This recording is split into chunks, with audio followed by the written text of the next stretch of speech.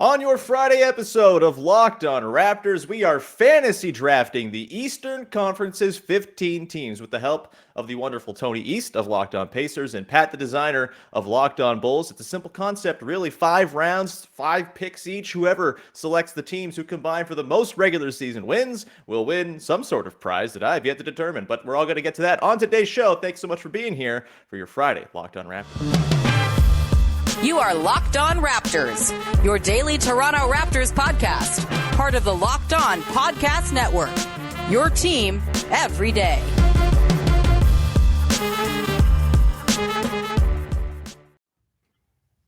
Hey, what's going on? Welcome to episode number 1260 of Locked On Raptors for Friday, October the 14th. I am your host, Sean Woodley. I've been covering the Toronto Raptors for going on 9 seasons for a whole bunch of different platforms. You can find me on Twitter at WoodleySean. You can find the show at Locked On Raptors. And you can follow, subscribe to, rate, and review the show for free on all your favorite podcast apps. We are also on YouTube. Just go over there, hit the big red subscribe button. You can't miss it. It's just staring you in the face. Hit it, and you have supported the show. And I love you forever. And thank you in advance for doing that. Thanks to those who have already done so. All right. On today's show, we're in the season of doing fun little stupid games to get us ready for the NBA season. The preseason's winding down. I'm personally very sick of watching fake basketball, and so I'm ready to turn my attention to what's actually going to happen once the regular season games start. And today, we are going to fantasy draft the 15 teams in the Eastern Conference with Tony East of Locked On Pacers and Pat, the designer of Locked On Bulls, who are here. You see them on the screen. They have been on the show before. We love them very much. Tony, I figured this was like a fun way to, think about teams that will actually win basketball games, of course, as the Pacers host. Pat, dicey for you too. So maybe this will be the high, the peak of your enjoyment of the season so far this year. Who's to say? But guys, are you ready to fantasy draft the Eastern Conference? Sure, let's do it. I am. I did too much prep work, so I am ready to talk about winning basketball teams. Oh, baby. I have myself a spreadsheet where I have concocted 1,230 wins and spread them across the 30 teams in the NBA. So I guess I've done some prep, but I'm sure to get knocked off the course for bitterness or to try to screw with you guys. Who's to say? But in order to determine the order of this here draft, we are going to do a little bit of trivia, and whoever wins the trivia is going to get the right to choose the full draft order. We're going to do a snake draft, by the way, and so there's the opportunity to grab 2 picks in a row if you're the first or third picks whenever you come back to your side. But guys, are you ready to do the trivia to set up the draft order? Let's do it. All right, cool. There are 12 players listed at the top of the Toronto Raptors basketball reference for the all-time win shares. Kyle Lowry's number 1, Chris Bosh is number 2, DeMar DeRozan's number 3, Vince Carter's number 4. I want you to tell me, who is 5th all-time in win shares for the Toronto Raptors per basketball reference? First person to blurt out the answer will get to choose the draft order. Is it Pascal? It's not Pascal. Pascal is 7th. That's a good guess, Tony. Dang it. I gotta wait. I gotta let you guess now, right? Yeah, you suck because you took my guess. I'll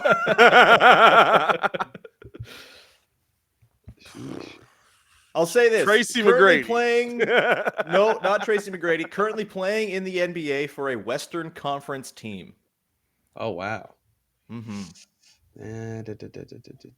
Valanciunas? You're right, Pat. Oh, that's You've a good gotten guess. it correct. Jonas Nice. Valanciunas. Shout 5th out to all-time in Jonas. win I love me shares. some Valanciunas. He's great. We love Jonas in these parts. Fun guy. Good times all around. All right, Pat. So you get to determine the order 1, 2, 3. Your fate is in our hands. And remember, it's a snake draft. So if you pick third, you'll get back-to-back picks. And just a reminder on the rules and how this is going to work. The playoffs don't matter. Who cares about what happens in the postseason? This is all about the regular season, baby. We are combining together wins accrued by the 5 teams we have selected here. So be sure to choose wisely. Choose teams that are going to pick a lot of regular season wins. And I guess the order in which you pick is probably going to be important too. So, Pat, who's picking first? Who's picking second? Who's picking third? I will let Tony go first because I know he's done the least amount of prep work. I will personally go second, and I will allow you to go third. I like being in the middle of the draft. It gives me some consistency. Outstanding. So without further ado, Tony East, you have the first overall pick in the Locked On Raptors Eastern Conference Fantasy Draft, the most important competition ever contested, frankly, ever. Tony, who you got? I was hoping to go third because of the way that I have the numbers of wins for the top teams in the East, because I don't have a lot of separation between 1 and 2. So 1 is not the most valuable pick to me in this circumstance, but I have to go with the team that I put at the top of the East doing this exercise, the Milwaukee Bucks. Sorting Hey! through these squads at the top is tricky. I'm sure I don't want to spoil who everyone else is going to pick, although it's not like a trade secret or anything, but between Giannis, who could win MVP. I don't think it's a secret why I'm picking the Bucks. They have Giannis. They have a lot of depth. They've proven they can be good in many regular seasons, whereas a lot of the other top East teams, while they were good last year, have more question marks than the Bucks. So we're going with the Bucks. 56 is my predicted number for them. Ooh, I like it. You don't get bonus points for saying the number, but say the number if you want anyway. That's cool. So we got the Milwaukee Bucks, first pick off the board. Pat, you are up. Second pick. Who you got? I'm going to go with the Philadelphia 76ers because damn it. Even if James Harden comes back 100 pounds lighter and sucks, Joel Embiid is probably the second best player in the Eastern Conference. Mm-hmm. So I'm going to go with the with the Philadelphia 76ers. I wish I could have gotten the Bucks, but I knew they'd be good. I was going to take the Sixers. Had I gotten the first overall pick, I was going to take the Sixers. I have the Sixers down for an East-leading 58 wins this year. I also have them down to lose hilariously at some point in the playoffs, whether the second or third round. Yeah, for sure. Because, Tyrese Maxey. When has a guard who can't defend ever been a problem in the postseason? Who's to say? I don't know. Also, in some 3-1 fashion, of course, right? In some up 3-1, lose it at the end fashion. Harden. Yeah, or Rivers, James Harden forgets how to do a floater or something like that. It's going to be dire however it goes down. But I think they're going to be really good in the regular season. And I think they would have been my pick number 1. I think you've gotten a steal of a pick, and you've left me in a very difficult spot with the third pick because I do not trust the chalk team to take here. I also hate the chalk team to take here. So it's going to boil my blood to select the Boston Celtics, I guess, as my first pick. I think they're still very good. I think they're going to win a lot of games. I don't think they're going to win the East or anything like that. I think Ime Udoka is a very good coach. Not having your coach seems like it should matter. And, they got the injury stuff. It seems like Grant Williams is going to go play like Jordan Clarkson for the whole season. So there's that too. I think you have to take him because that is just the top 3, and I don't feel awesome about it. Yeah. Where are you guys at with the Celtics? Like, Tony, are you pro, anti, like the Celtics kind of falling back here? Or was what they did to close last year so ridiculously dominant that it's hard to envision them not being amazing again? Yeah, there'll be an interesting test case on the importance of coaching, right? Because they obviously made the finals last year. They have a top 10 player. They have 2 All-Stars. They have the Defensive Player of the Year. And they added Malcolm Brogdon, right? Like, in theory, their roster is actually better than the team they fielded last year. But they obviously have a huge, massive, massive off-court question mark. And they have a new coach, which is very rare for a team that made the finals last year. And I hate this word, but it's been used a lot in the offseason, so I'll use it. They're a fun test of vibes, right? Can off vibes really matter this much for a team that made the finals last year? I still think they'll be really good. I, too, would have picked them third, but it's weird because in my head, I feel like they will take a small step back because of the off vibes and the coaching change, but they got more talented, so it's tough. Pat, what about you?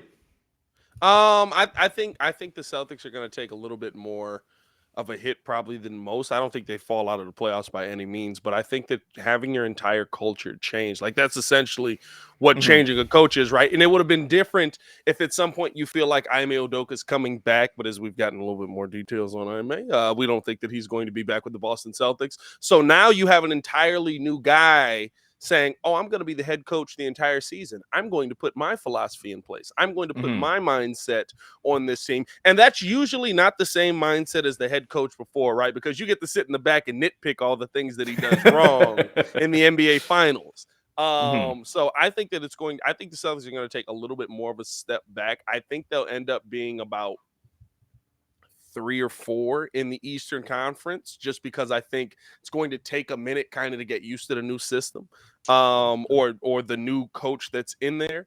And then probably see them. I mean, talent trumps all in the NBA, right? Like that's what Yeah. it comes down to at the end of the day. If you've got talent, you win. If you don't have talent, you lose. Bottom line is Celtics have talent. They're still going to be a top team in the Eastern Conference. Yeah, I've got them down as like a very squeamish 53-win team. Could go either way. A couple wins here or there. Look, this is a recurring theme. The top 9 teams in the East have a lot of wins because I think the bottom 6 are going to suck. And John, I have the Celtics at 52, so I have to call you really dumb for putting them at 53. What a total ridiculous moron. Total moron. Why do they even pay me to do this? We're going to continue on here. They pay and we're you? going to get to the... Wait a minute. We're going to continue on, get to the second round of this here draft. We'll do that in just one sec. But first, got to tell you about our dear pals over at betonline.net, who are the place to go. Who are the place to go? It is the place to go for all of your football betting needs this season. You can find all the latest player developments, team matchup, news, podcasts, in-depth articles, analysis, and every game you can find, or you can just bet against the Chicago Bears. Shout out to Pat, and you're probably going to win some money without having to go to BetOnline, but you should go to BetOnline anyway, because they are going to make you the informed wager so you know exactly who to be throwing your money down on. You're not just throwing it indiscriminately at teams and players who are not going to get it done for you. It's the fastest and easiest way to check in on all your favorite games and events. You got the MLB playoffs going on. You can throw some scratch down on that right now. The NHL season's just started. NBA obviously next week. You got MMA, boxing, golf, and more. Head to betonline.net or use your mobile device to learn more about the trends in the action. BetOnline is where the game starts. And we continue on here. Note that I put Pat off the broadcast while I made fun of his beloved Chicago Bears. But boy, they stink, huh? All the football teams that play on Thursday seem to stink. Yeah. Why do we do it? Who's to say? I don't know. Let's go to the second round of the Eastern Conference draft. And guys, it's the snake draft, so I get my second pick in a row here. And call me Marge's husband, because I'm a huge homer. We're going with the Toronto Raptors, baby. I have the Raptors in for 51 wins, 4th in the Eastern Conference. You can call me a huge homer if you want, but they were a 48-win team last season. They played 21 games combined with their 5 best players all together. They had injuries throughout the year. Fred VanVleet was broken after the All-Star break and barely played. And when he did, he was putting up bricks. He's looking healthy and not like a piece of rubble from a destructed building or whatever. Like they just look like they're going to be the team that we know the Raptors to be, which is they hit the over. They always win a lot of games. Nick Nurse gets the most out of his teams, and I think 51 wins is kind of the sweet spot here. Scotty Barnes probably going to take a jump. Precious Achiuwa is probably going to take a jump. I think OG Anunoby's going to have himself a really good season. I'm just going off on all of my homer points. Pat, am I crazy for saying the Raptors are going to be the 4th best team in the Eastern Conference and making them a second-round pick in this year exercise? I think it all depends on Scotty Barnes, right? He's got a heck of a supporting cast around him, but it really depends on the jump that he's going to take. I can't say you're crazy for it, right? Because Scotty Barnes looks like a really freaking good player, to the point where they didn't want to include him for Kevin Durant, which is interesting in the trade market. But, I am excited about what Toronto can be. And Toronto's that team that, Vince Carter's my favorite player. So, I've always got a little bit of love for Toronto. But number 4 in win shares in Raptors history. We love it. yeah, you know what I mean? And I got DeMar DeRozan. So, it works out. I wouldn't say you're crazy. Go ahead. I would say maybe a little high. Maybe a little All right. That's fair. Again, 48 wins last year, and they were busted for the first half of the year. Yeah. Tony, where are you at with the Raptors? I have them tied for 4th in my list. So look at us. I cannot call you crazy. And you didn't even mention the player that I thought would be the reason I think the Raptors are getting under discussed this summer. Pascal Siakam was second team All-NBA 2 years ago. He's really good. He's really good. Yeah, he's really good. Yeah. And a lot of the Raptors talk is like they're this young developing team that plays this cool style that's going to develop this year. And I'm like, okay, yeah, that's all true. but they also have an all-NBA player who's really good. Like, that's really important to being a good team. And so, yeah, all that stuff's true. Scotty will be better. All their young guys like Precious, like you said, will get better too. But also, they have Pascal and Fred, and that means your floor is already really high, and they should be better than 48 last year. Yeah, that's a very justified fourth pick. We love it. We're very, very happy to hear that I'm a genius and that everyone agrees. It's nice. Sometimes on the solo show, it's hard to get that reassurance. Yeah, just like last point, we don't need to linger on the Raptors too long here because, again, I don't want to be too much of a homer here. But they're annoying to play against too, right? And there's like the human nature of like, oh my God, it's Wednesday, it's February, we're playing like we're the Charlotte Hornets and we suck and we're a nightmare. Previewing a future team I'm not going to pick in this exercise, to be sure. But yeah, just they're exhausting to play against. They're tough to scheme for in a random regular season night. Playoffs, another story, but again, we don't care about the playoffs here. So Raptors, fourth pick. We are on to with Pat for your second pick. I guess now's the time we get all the homer picks out of the way. I'm going to pick the team that beat the Toronto Raptors in a lot of games last year and preseason. The Chicago Bulls. This is crazy. This is crazy. Give me my hometown Bulls, baby. Insane. How? How could we ever? Do you have intel on Lonzo Ball's knee that we all do not? No, but what I do have intel on is Lonzo Ball's replacement. And I think that that's a lot of things that most people in the national media have overlooked, and most people just kind of outside have overlooked. Ayo Dosunmu taking a step this season, which looks like he's very poised to do, who was also one of the best defenders, not among rookies last year, in the NBA last season. Before he hit that rookie wall, did go through the rookie wall and start getting dropped off a little bit more, but like a really good defender, really good facilitator. And he looks so much more confident. Looks like he has an ability to attack the rim. But not only that, right, just the fact that he's willing to take shots and he's been knocking them down in preseason. Oh, by the way, he's kicking it down to a guy in Nikola Vucevic who's finally figured out, I'm not a three-point shooter.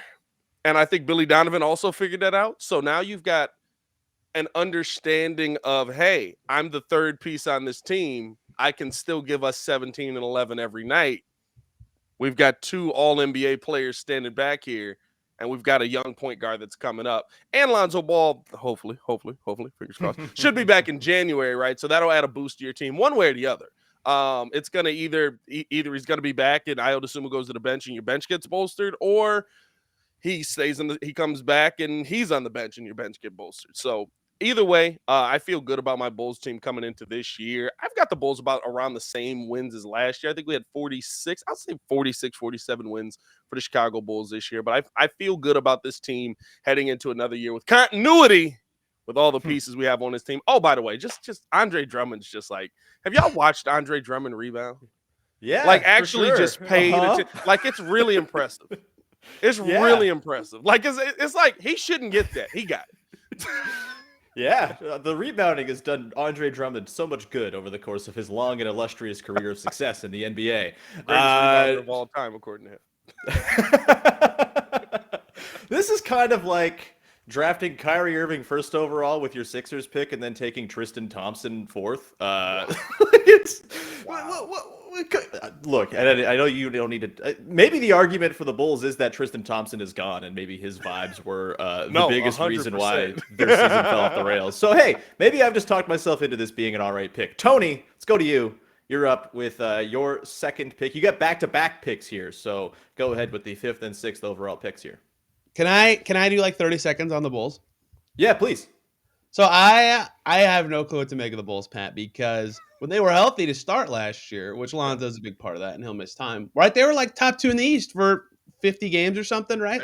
They were the best team in the East. Yeah. So in the regular season, I could still see them being pretty good. Yeah. That said, a lot of those injuries are still kind of lingering going into this year. So I just don't know what to make of them, but I feel like Ayo will be better in a way that I'm still confident they'll be good. I just don't know how high to have them because people forget, like 50 games into the season, the Celtics were like barely over 500 and the Bulls were first in the East. Like it's really hard to kind of remember that given how the playoffs went and the seasons developed for those teams. So I'll give him a little more credit than you will, Sean, for this pick. That's the Bulls fair. pick. Maybe I wouldn't really happy. Sean's just salty because we keep beating the Raptors.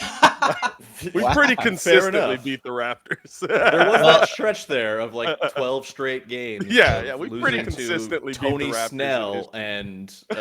and broken Luol Deng. Yeah, no, it's some pretty tough times. I'm just happy, I think, because I was certain I was getting stuck with the Bulls with the 9th pick, but now there are 4 teams that I could land with here, and I'm doing all right. I think I'm fine. Tony, your 2nd pick and your 3rd if you want. It's been 2 straight homer picks. I am not picking the Pacers. So I have to relocate. So I will pull a page out of the LeBron James on TV playbook and say, I'm taking my talents to South Beach with the 6th pick here. Miami is coming off the board. I understand why they haven't been picked yet. Last time I checked, they still employ Bam Adebayo, Jimmy Butler, and Kyle Lowry. So I feel You're like damn right.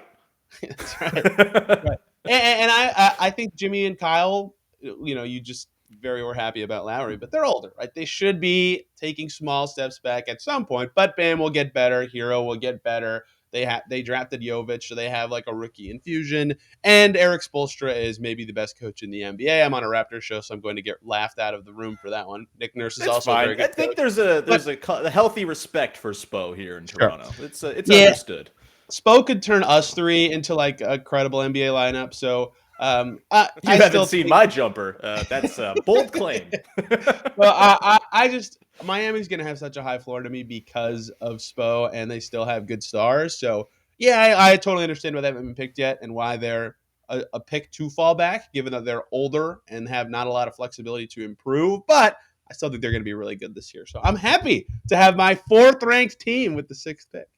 There you go. There you go. You must be a big yurt guy. Haywood Highsmith. We got to stop trying to make Haywood Highsmith a thing. I've heard that guy's name more in the last 2 weeks than I have in his 9 years. It seems like he's been in the NBA periphery. So I'm sure he'll destroy everybody this year at some point. Good pick, Tony. Who you got for your 3rd pick? Yeah, this is where the East This is where it gets ugly. We've This is picked where all I the just- good teams. This is where I am shrugging because what I just talked about with the Heat is they have a pretty good floor to me.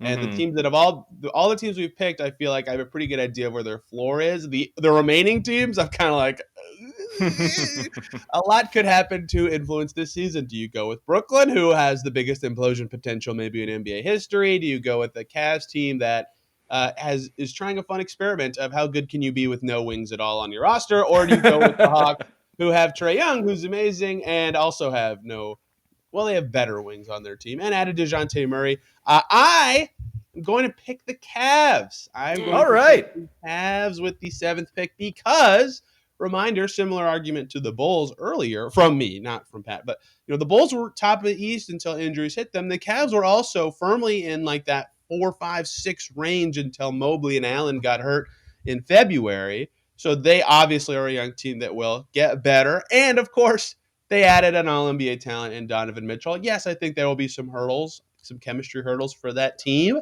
And again, they have no wings. So there is definitely a ceiling on how good they can be. But I feel like the 45 wins last year, 44, it's pretty easy to imagine them winning 3 or 4 more at least, given that they added Donovan Mitchell alone, even with no internal growth. So easy pick here at 7 for me, the Cleveland Cavaliers.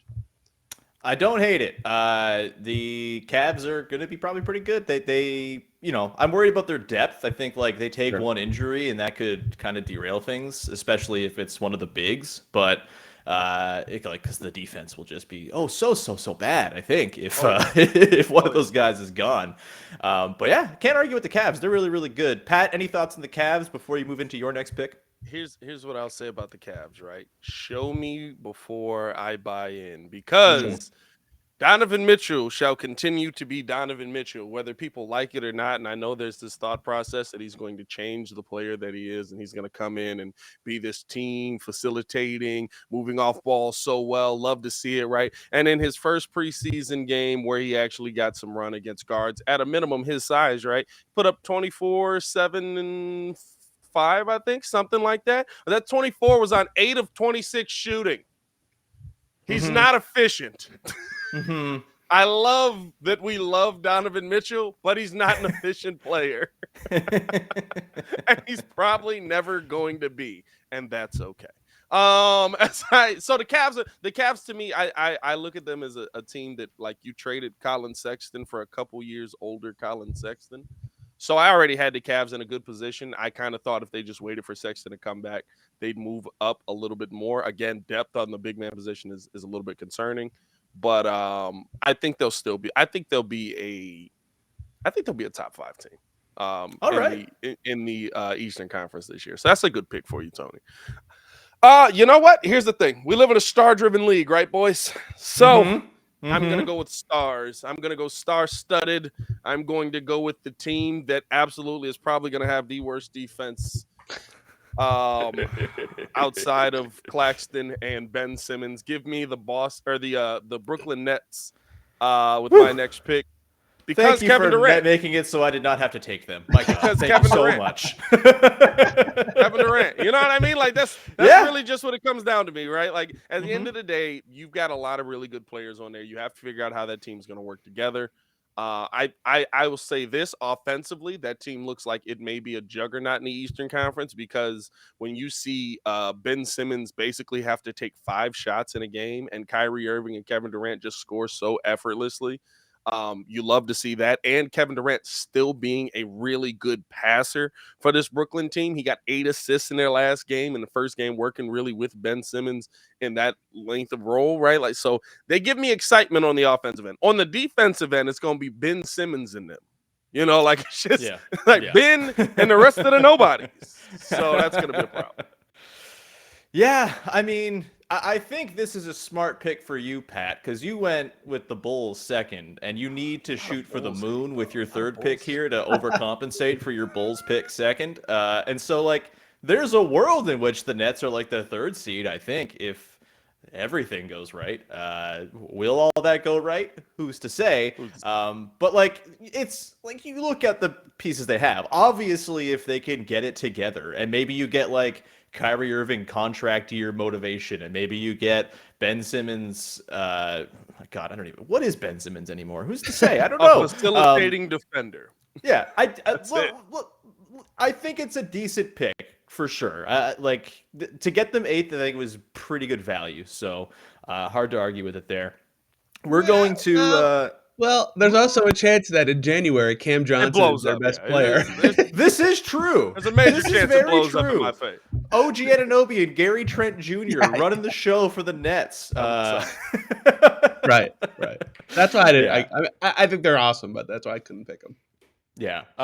So we got 2 rounds and 1 pick left. I'll make my 3rd pick now, then we'll go into the final 2 rounds. We'll probably go a little rapid fire because all those teams are but my 3rd pick, the 9th overall pick, I think I have to go with the Atlanta Hawks, and I think I'm getting a steal here because the Hawks, as much as they're weird and the fit might be a little bit wonky, and is John Collins still on the team or what's the deal there? I think they're going to have a really good offense. That's just how Trae Young teams operate. Even when DeJounte Murray has the ball in his hands, a lot of that's going to be when Trae Young is resting, and they're going to be able to survive the minutes without Trae Young. I also, on my little document here where I have all of the things picked out for the standings, I have my playoff bracket. I also have my major awards picks on my little prediction document because I'm a big dumb dork. I have my most improved player as Onyeka Okongwu. I think he's going to be awesome this year. His defense is ridiculous, and I think as like a pick and roll partner for Trae Young, there's going to be some magic there. You throw in maybe a healthy DeAndre Hunter, which I guess we never have really seen, so maybe that's a huge maybe. But I just think the Hawks are going to win a lot of games, and I have them currently as my number 7 team in the East at 48 wins. So to get them at number 9, I think I'm pretty happy about that. We're going to come back. We're going to finish up and go through the final 2 rounds as we try to figure out which of these horrible teams will help us win this contest by the end of the year. But first, a reminder, Locked On NBA is available for free on all your favorite podcast apps. And Tony and Pat, you can check them out on that show. They each have a day that they co-host with. So go and be sure to check out Locked On NBA because we love Tony and Pat. They're the very, very best. And it's a free show wherever you get your podcasts and on YouTube. All right, let's round this out, guys, and go into the final 2 rounds. I got the 10th overall pick. I guess I'll take the Knicks. They feel like they're just the default 10 team to me. I had them at 37 wins. There's just I guess a few too many competent players for them to really truly stink, but I also think 37 wins is like kind of the peak of what this team's going to be able to do. Like, I don't like this team at all. I would feel much worse about taking the Knicks if I also had to settle for the Nets, but I got the Hawks, so I'm okay with the Knicks as my number 4 pick. Any quick thoughts on them? Pat, you have the next pick, so if you want to throw out some Knicks takes before you dive into your next pick, feel free to do so. The Knicks are the Knicks, and they're going to be bad. 10's high. I think you might want to put them in their defaulted, like you said, but like I just name the other team, not to spoil your draft board or anything like that, but I don't see a team behind them that sucks less or sucks less. They all suck more is the thing. I would argue that Washington, who by the way is my next pick, could be a team that could suck less. Just because, again, talent on that team. I think Kyle Kuzma finally figured out how to use his 6'10" body. I think we saw that kind of last season, figured it out against the Bulls and kind of kept that going last year. Figuring out his post game, adding Porzingis. Now, how healthy is Porzingis going to be? That's the major question mark with that team. But I think isn't the question how good is Porzingis actually? Because I kind of think he's terrible. Well, I think the thing is, right, like you can negate how terrible he may be if Bradley Beal's still Bradley Beal and Kyle Kuzma takes a step.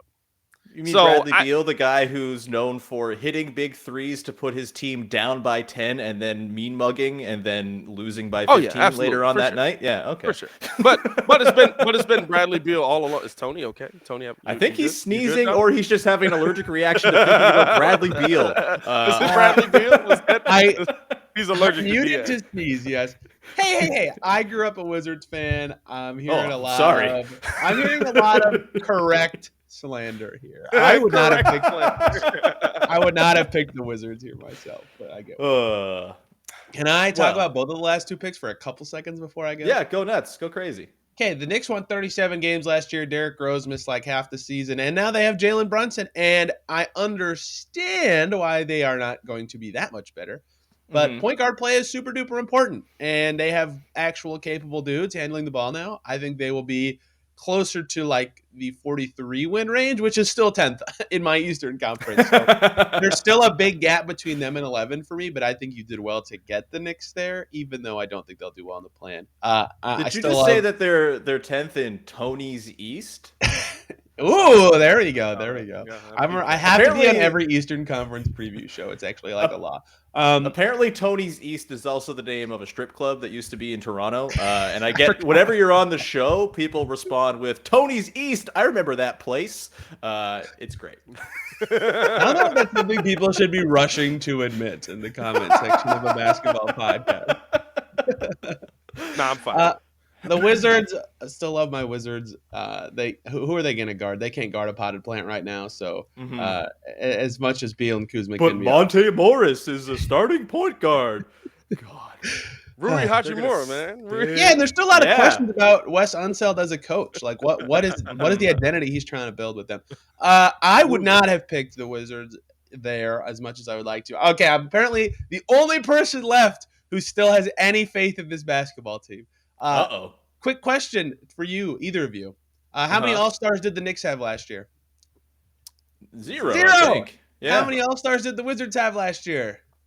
Big fat zero. How many All-Stars did the Charlotte Hornets have last year? 1. Don't do this, Tony. Don't do this. And he's slandering my Wizards pick? Yeah, this is not the way to do that. Star power is important. I understand the Hornets will be probably a tiny bit worse because they lost a very, very important player for very terrible reasons. What a terrible person Miles Bridges is. But they still have an all-star on their team. LaMelo Ball's really effing good, and he'll be better than last year. Yes, they will be worse than last year. Yes, I still think they can win about the same number of games as last year with him on their team. I'm picking the Hornets here, and I have no qualms about it at all. They are already doing photoshops of Victor Wembanyama in Hornets jerseys, and it's October 14th. I've seen him in a Portland jersey. Damian Lillard's on that team. Who cares about Wembanyama photoshops? Josh Hart's getting roasted for saying we're trying to win. That's not cool, man. Go, Yeah, give that's me the dumb. Hornets. Like the Blazers are obviously a better team than the Hornets. We're not drafting the Blazers here. Although, spoiler alert to a little tiebreaker exercise I have. We might be drafting the Blazers, but boy, the Hornets, yeah, I have very low hopes for them, and I think this is a crazier pick than the Wizards at the previous pick. I'm not gonna lie. Tony, who you got with your next pick? Yeah, there's 3 teams left. They all are going to be bad, but one is going to be a little less bad, and that's the team with Cade Cunningham, the Detroit Pistons. A lot of people are like, I think Pat's one of them, like high-ish on the Pistons this year, and totally get why. They've got really fun and exciting young dudes. They've added decent-ish vets like Nerlens Noel and Bojan Bogdanovic and Alec Burks to that team, who aren't like big needle movers, but are important things to have for a young growing team in a way that I think they can get close to that 30 win number, maybe a little bit above that. So they're just a little better than the Pacers and Magic. And so, yeah, they're all going to suck, but the Pistons will suck a little less. So I took Detroit here. I like the Pistons. I'm a little worried about them having 5 good players, and then after that, it kind of goes off the rails. And it's like the 5 good players are super fun. And I think like Cunningham, Ivy, Bojan, Sadiq, and Isaiah Stewart lineup is cool and fun. But after that, I think it's going to be pretty grim. And they also feel like a team that at some point they're just going to be like, yeah, maybe we shut this down and try to go after old Wemby. I do have them 12th in the East, so I think it's a good pick. But wow, you hate the Hornets. Everybody hates the Hornets, man. I have the Hornets as 14th. They're going to win 24 games. I think they're going to be truly awful. So bad. I think they're going to shut down LaMelo. They're going to SGA LaMelo's ass. Going to come back and they're going to say, hey, LaMelo, doesn't your back hurt? Then you're going to see Jordan with a pipe. You think a team with a new coach who's lost in the play-in 2 years in a row and just fired their coach because of the plan is going to do that? Hey, new coach? Steve Clifford's not a new coach. No one can, if you're not on YouTube, Sean just did air quotes around me. Steve Clifford's not a new coach for the Hornets. That is true. You got me there. All right, there's 2 picks left on the board, the Magic and the Pacers. Pat, who are you taking with your pick, the second to last pick here in the draft? Just flip a coin. Oh, God. I guess give me Orlando, right? Mo Bamba takes a step. Boom, there we go. We're moving in the right direction. Wendell Carter, the wrong Carter Jr. that was selected in Chicago Bulls history. Should have had Porter Jr. Yeah, that's a bad basketball team. They have like 75 guards on that team. None of them really stand out at all. But yeah, I'm gonna go Orlando Magic with my last pick because at a minimum, right, they're 3-1 in the preseason. Showing promise. There we go. I actually have just the standings pulled up, and I was like, where the heck are the Magic? And I was like, oh, they're in like 4th place. That won't be a thing this year. So I've got the Orlando Magic with my last pick. I do have the Orlando Magic finishing 11th in the Eastern Conference with a whopping 28 wins, but I have them 11th. Yeah, I got Magic 11th, Pistons 12th, Wizards 13th, Hornets 14th, Pacers 15th. So I feel like all these teams are going to just give up, and I feel like at least with the Magic and the Pistons, like the young players are interesting and will try more than like the husk of the Wizards and the Hornets in the back part of the season. It doesn't feel good either way. I kind of want to pick the Hornets to finish dead last in the East. I think they're going to be freaking terrible. PJ Washington, what are we talking about? He's fine. Is he bad? I don't know. He's not bad. He's just also not good. He exists in this. He's just a guy, and that's fine. Yeah. So you got the Magic with the 14th pick. So that leaves me with Tony's Indiana Pacers with the final pick. And hey, if they don't trade Miles Turner and Buddy Hield at some point here, maybe they're all right. Like, Tony, give me the case for why the Pacers will not be the dead last team in the Eastern Conference. I can't.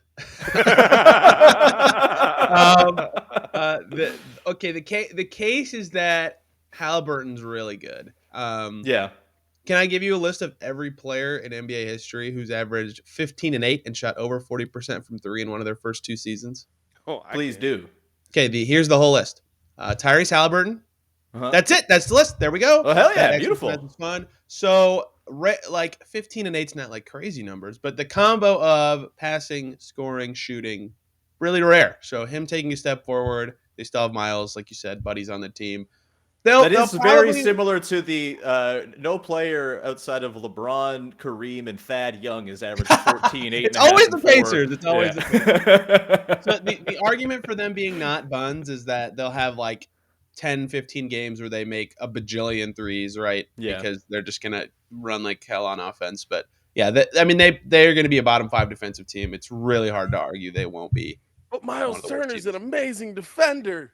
Is what I keep hearing. He is. He also will only play like a little over half of every game because if he gets hurt, they are in a lot of trouble. So that 110 defensive rating shakes me in my boots. What are the odds that they extend Miles Turner and like he just never gets traded ever? Well, it makes sense for them to want it, but why on earth would Miles take an extension? So Stockholm syndrome? I don't know. The only way Miles takes an extension is if they get 20 games in and they're like 13-7 or something. He's like, oh, okay, this isn't so bad, but that won't happen. So the odds are we've come for Miles. We've completed the drafting of the Eastern Conference teams. Just to recap, Tony's got Milwaukee, Miami, Cleveland, Charlotte, Detroit. Pat's got Philly, Chicago, Brooklyn, Washington, Orlando. I have the best team, Boston, Toronto, Atlanta, New York, and the Indiana Pacers. But it's a foregone conclusion that I'm going to win, but things can happen, and we could end up with a tie at some point at the end of the season, and I've gotten burned by the lack of tiebreaker contingencies on dumb games I've played on this podcast before. Not this year. So, to determine a bit of a tiebreaker here, we are going to select one Western Conference team each to be our tiebreaker, and whoever finishes higher in the standings gets the tiebreaker advantage. In order to choose the order of the tiebreaker draft, we're going to go back to the old basketball reference page for the Toronto Raptors for a little trivia. You guys are going to guess. If you can't get super close to, if neither of you are within, let's say, 5, one way or another, of the correct answer, I will get to determine the order of the tiebreaker round, just to give myself a punching chance here. So, here's the question. How many games did the Toronto Raptors win in the 2001-2002 NBA regular season? Just throw out your number. You can guess. And if you're within, whoever's closest to the pin within 5 will get the first pick. If not, I get to determine who goes in order here. I'm just trying to figure out who was on that team. Some context. I'll read the roster then. How about that? No, don't do that. Okay. Just do it. Let's do it. Right. I'm gonna say that was a Raptors team that was rebuilding and trying to get good. Let's go 49 wins. 49 wins. Tony, what do you got? Throw it out there. And don't just do the typical prices right then, because again, you got to be within 5 if you want to win. 37 is my number pick here. Tony, you have won. You were within 5. The Raptors won 42 games this season. Yeah. This was a year where Vince Carter wasn't that bad a pick then. All right. No, it's not bad. This was a year where Vince Carter got hurt in the back part of the season. This was the year after they went to the second round and lost to the Sixers in 7. And to close this season, the Raptors, to make the playoffs, after at one point losing 18 of 19 games in the regular season, they won 12 of their last 13 to scrape into the playoffs and then almost beat the Pistons in the first round. But they did not, and then everything went really badly after that for about 12 years. I thought that was the first year of that. Basically, that's why I went with my lower. It was the beginning of the black for sure. Yeah, I felt like Vince was still there. I couldn't remember when they went from T-Mac Vince to black. Yeah, this is where everyone started to hate Vince and Vince started to hate everyone. It was not great. Anyway, Tony, you have now the right to determine the order of the tiebreaker round of the draft as we pick one Western Conference team each. So who's going first, second, and third? Let's just go in. I'll go last. I don't care. Let's go inverse order of the actual draft. I'm beautiful. Being nice. I'm being nice, and I'm a little different on the Sean West gets Golden State. No, I would have picked Golden State. Not taking Golden State. No, my pick for the tiebreaker is the Denver Nuggets, who are going to win 57 games I regret and lead the Western Conference. I regret my decision. They won almost 50 games with Nikola Jokic carrying a bunch of humps last season. They have a better team around him now. They're going to win a bazillion games this year. Nuggets for me is my tiebreaker. Pat, who you got? Give me the Golden State Warriors then. There you go. I will as take long as the they don't Golden punch State each other Warriors. anymore, this could be a good pick. I mean, listen, sometimes punching leads to a championship. So we've seen that multiple times in the NBA. So yeah, give me the Golden State Warriors. Denver scares the heck out of me because like the players that you're relying on are held together by duct tape and bubble gum sometimes. So here's my take. I think I have the Nuggets going to the finals. I have them losing to the Bucks in the finals right now. I think the Nuggets can make the finals or even win the title, even if Michael Porter Jr. gets hurt and doesn't play. Like, I think that they're that good around him. And actually, that it might help if he's not there, actually. But that's just my hot preseason take that I'm sure no one will ever come back at me for at the end of the season when it's wrong. Tony, who's your Western Conference tiebreak team? I was confident going third because I was going to pick Denver, and I did not think somebody else. You ever talk to me, man? I'm a Nuggets head, baby. I love them. They're the best. I would not. These are the top three to me. I'll take the Clippers. Okay. So confident in that. Understood skepticism on the Clippers. That's why I said it like a 5-year-old asking a question. I'll take the Clippers. They have a very good best player and a very good second best player. And the reason I'm picking them as a regular season winner is their depth is crazy. Yeah. Somebody pretty good is not going to be in their rotation. And they can withstand injuries pretty well. And Ty Lue's a pretty dang good and creative coach. So do I have questions about them in the postseason? Yeah, heck yeah. I mean, you need a good point guard in the postseason. And John Wall and Reggie Jackson are good, but not great. But in the regular season, yeah, I'm in on the Clippers. So I'll take LA here.